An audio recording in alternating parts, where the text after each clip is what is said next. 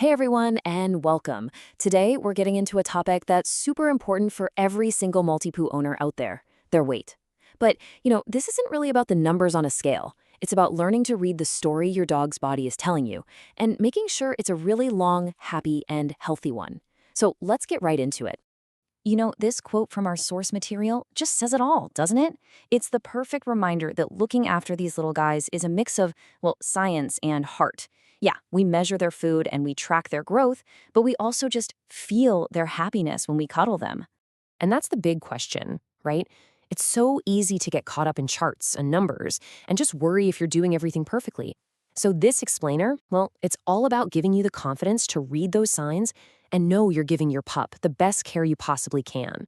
Okay, so first things first, let's talk about that incredible first year. A Maltipoo's journey from a teeny tiny puppy to a full-grown adult is just a whirlwind, and getting a handle on this timeline is really the key to everything else. And what's just wild is how fast it all happens. I mean, look at this. At 1 week old, they are impossibly small. But by just 1 month, their weight can double or even triple. Can you believe that? The biggest growth spurt hits in those first 6 months, and then things start to chill out a bit as they settle into their final adult weight right around their first birthday. So let's put some actual numbers to that growth. This chart is a fantastic roadmap for what you might expect. You can see the different paths for both mini and standard Maltipoos. But, and this is so important, please remember, these are just averages.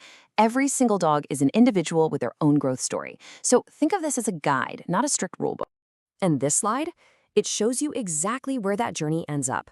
A full-grown miniature Maltipoo is this delicate little companion, usually somewhere between 2.7 and 3.5 kilos.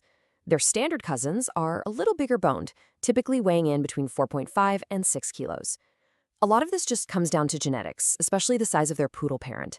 That's kind of the wild card that determines how big they're going to get. Okay, so we've looked at the charts, we've looked at the numbers, but as you know better than anyone, the real story isn't just on the scale.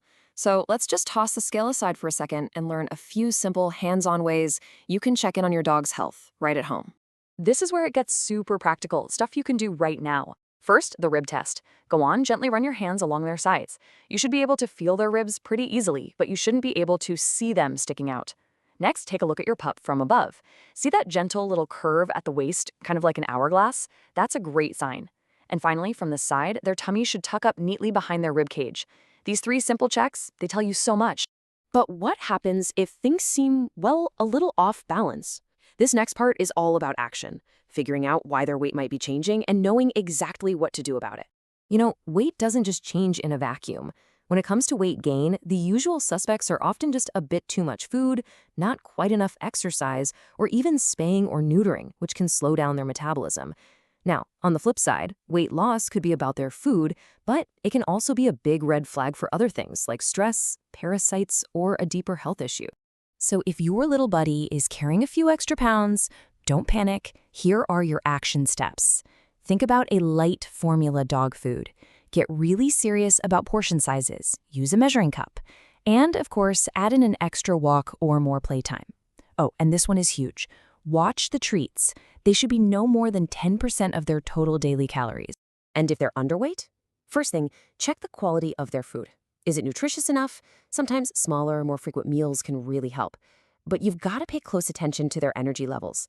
And please, any sudden weight loss is your signal to call the vet right away. It's always, always better to be safe. Now, this guide is so important because it shows it's not a one-size-fits-all deal. I mean, just look at how the calories change based on activity level. A super active 3-kilo dog needs way more fuel than a couch potato of the exact same weight. So the big takeaway here is always, always check the feeding guidelines on your specific brand of dog food and adjust it for your dog's lifestyle. All right, we've covered a ton of practical ground, from growth charts to feeding tips. But let's zoom out for a second and bring it all back to what really matters: the promise we make to our pets to keep them happy and healthy. And this right here, this is what it's all about. All this stuff, the measuring, the monitoring, the careful choices, it's not a chore. It's not a task on your to-do list. It's just love. It's a promise you make every single day to make sure you get as many happy, playful, wonderful years with them as you possibly can. So, as we wrap things up, I want to leave you with a question to think about. What other stories is your Maltipoo telling you? Their weight is just one chapter. If you want to learn how to read all the other chapters, from their coat to their energy, we have the full, comprehensive guide waiting for you. Just find the link in the very first comment below. Thanks so much for joining us.